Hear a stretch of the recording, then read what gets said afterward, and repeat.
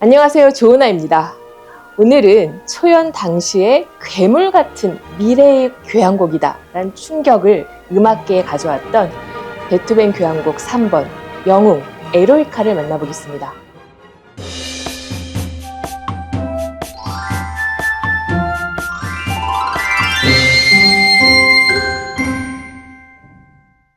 이 교향곡이 언급될 때마다 관련되는 중요 인물이 있는데요. 바로 나폴레옹 보나파르트입니다. 나폴레옹은 프랑스 왕정을 무너뜨리면서 계급의 특권에 저항했었죠. 그래서 베토벤은 공화주의자였기 때문에 이 프랑스 혁명을 열렬히 지지하고요. 나폴레옹이야말로 유럽 전체에 평화를 가져다주고 평등한 시민사회를 구현할 역사의 수호자라고 존경합니다. 그래서 베토벤은 교향곡 3번의 표지에 나폴레옹의 이름인 보나파르트를 진하게 새겨요. 하지만 이러한 존경심은 오래가지 못했어요. 1804년 12월 나폴레옹이 대관식을 통해서 스스로 황제에 오르자 베토벤은 배신감, 모욕을 느끼게 되죠. 이 그림을 보시면 파리의 노틀담 성당에서 열렸던 나폴레옹의 대관식 장면입니다. 여러 사람이 둘러싸여서 지켜보는 가운데 그 나폴레옹의 아내 조세핀에게 나폴레옹이 직접 왕관을 쓰이고 있죠. 이 당시 제국의 황제가 된다는 건 곧 서방 그 기독교를 수호해서 이끌었던 신성 로마 제국의 전통을 계승한다는 의미였는데요. 그래서 황제의 즉위식은 로마의 교황이 왕에게 왕관을 씌워주는 전통을 갖게 됩니다. 하지만 나폴레옹은 왕관을 자기 스스로에게 씌웠어요. 그리고 직접 황제 즉위식을 거행하게 되죠. 그림에서도 나타나듯이 교황은 아예 뒤로 물러나서 유명무실한 역할을 하게 됩니다. 베토벤은 나폴레옹이 이 자유, 평등, 박애 정신을 구현해주는 역사의 수호자라고 믿었잖아요. 하지만 이런 스스로 황제에 등극하는 대관식을 접하고 불같이 화를 내게 됩니다. 이렇게 성토해요. 나폴레옹 역시 결국엔 평범한 속물에 불과했단 말인가. 인간의 모든 권리를 짓밟고 오로지 자기 야망만을 채우겠단 말인가.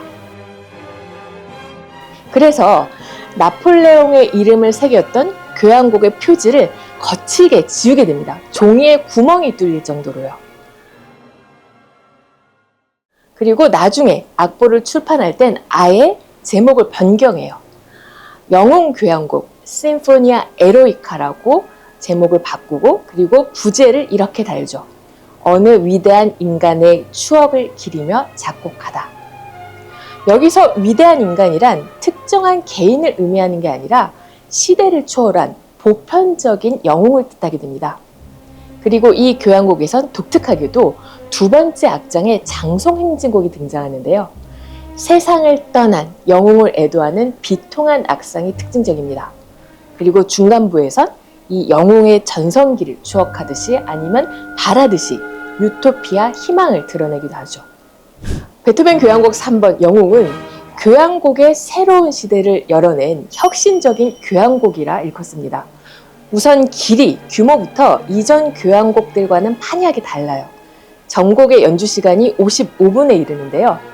같은 시대에 활동했던 하이든이나 모차르트의 교향곡은 끼케야 30분 정도이거든요. 그리고 베토벤의 이전 교향곡 1, 2번만 비교해도 그 3번의 첫 악장이 1, 2번의 각각 전 악장보다도 더 길이가 깁니다. 악장의 마무리인 호다가 제시부만큼 중요하게 길었고요. 그래서 베토벤은 이 교향곡에서 의도적으로 교향곡의 모델을 확장하고 심화했다는 걸 알 수 있습니다. 베토벤은 대중의 취향에 자신을 맞추지 않았죠. 귀가 들리지 않았기 때문에 내면의 소리에 충실할 수 있었고 그래서 그만큼 상상하지 못했던 독특한 음악적인 충격들, 그 순간들이 이 교향곡에선 즐비합니다. 예를 들면 선율보다는 짧은 모티브를 복잡하게 연결하고 조합하면서 악상을 전개했고요. 화성 굉장히 난해하고 조바꿈 이상하고 불협화음 과감해요. 이 악상들이 당시의 청중들한텐 그저 귀에 유쾌하게 들리는 악상에 익숙했던 청중들한테 굉장히 괴상하고 거칠게 들렸겠죠. 그래서 청중들은 이 교향곡을 통해서 통제불능이다, 무정부 상태다, 이렇게 불평, 불만을 호소하기도 합니다. 이 파격적인 악상은 당시 오케스트라 리허설 때 흥미로운 사건으로 발화가 되는데요. 1악장의 재연부가 시작되는 부분에서 호른이 생뚱맞게 먼저 등장을 해요. 호른이 연주하는 으뜸하음과 또 현악 트레몰로가 연주하는 딸리마음이 서로 불협화음으로 충돌하게 되는데요. 그 리허설을 참관했던 베토벤의 제자 페르디난트 리스가 이 부분이 호른 연주자의 실수라고 생각을 했던 거예요. 마디를 잘못 세서 원래 악보보다 빨리 들어왔다고 오해를 한 거죠. 그래서 베토벤을 대신해서 페르디난트 리스가 불같이 그 호른 단원에게 화를 냈다고 합니다. 어떻게 박자를 제대로 셀 줄 모르냐. 잘못해서 등장하니까 끔찍한 소리가 난다. 그런데 이 부분은 명백히 베토벤의 음악적인 의도, 음악적인 계획이었던 거죠. 그래서 베토벤은 오히려 리스한테 왜 리허설을 방해하냐면서 크게 화를 냈다고 합니다. 이 교향곡은 1805년 4월 7일 테아터 안데어 윈에서 초연이 됩니다. 베토벤이 스스로 포디움에 올라서 지휘를 해요. 베토벤은 당시에 빈 음악계에서 사랑받던 인기 스타였거든요. 그래서 충실한 열광적인 팬들을 보유하고 있었는데, 하지만 이 교향곡 워낙 낯선 악상들이 만발했기 때문에 당시 빈 음악계에 격한 논란을 불어일으키게 됩니다. 단원들은 단원대로 연주하기 너무 까다롭다, 난해하다 불평했었고요. 청중은 또 청중대로 인내심, 이해력의 한계를 요구한다 불평했습니다. 괴물 같은 기괴한 교향곡이라고 비난하는 반대파가 있었고, 또 미래의 교향곡이라고 지지하는 청중들도 있었죠. 하지만 지지하는 사람들보다는 반대하는 사람들, 거부하는 사람들이 당시는 훨씬 많았다고 합니다. 베토벤의 그 이전 교향곡들 1, 2번이 하이든과 모차르트 선배 작곡가들의 악품을 학습했다면, 베토벤은 교향곡 3번, 이 영웅을 통해서 중기의 기본적인 양식, 영웅적인 양식을 본격적으로 시작하게 되는데요. 그래서 베토벤의 음악적인 목소리, 개성과 색깔이 제대로 드러나게 되죠. 그래서 베토벤은 스스로 가장 만족하고 큰 자부심을 이 영웅 교향곡에 가졌었대요. 내가 이제까지 쓴 최고의 작품이다. 이 작품은 곧 하늘과 땅을 뒤흔들 것이다. 자신만만했다고 합니다. 베토벤이 이 교향곡을 작곡하기 1년 전 1802년에 귀병이 심각하게 악화됐었고 나아질 기미가 없으니까 또 치유불능의 판정을 받으면서 인생 최대 위기에 몰렸었죠. 그래서 정신적으로 무너지게 되고요. 또 그렇기 때문에 하일리겐슈타트에서 유서를 작성했었죠.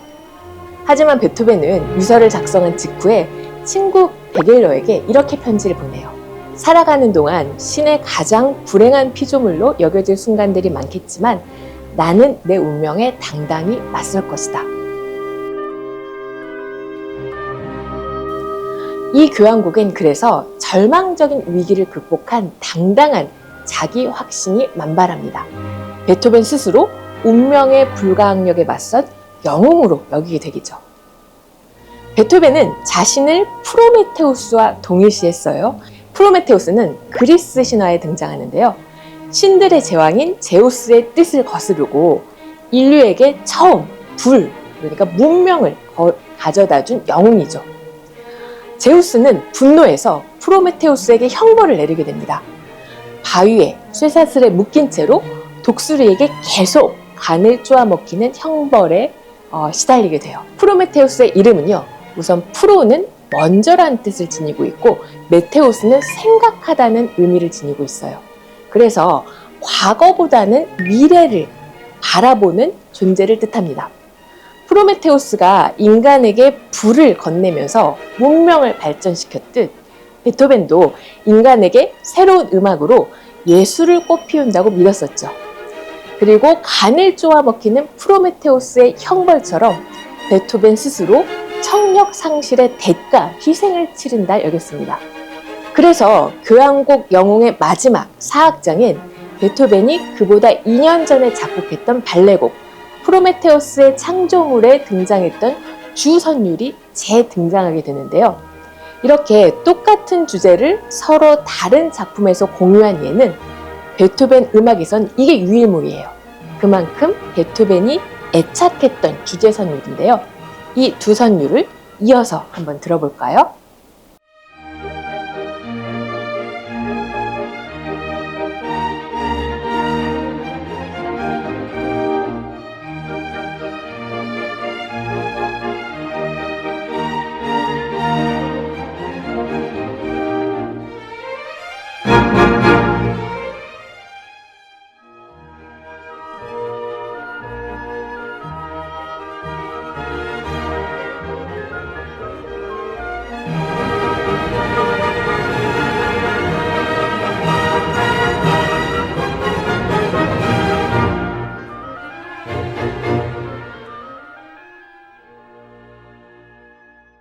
(2016년) 영국의 BBC 뮤직 매거진은 설문조사를 펼치게 됩니다.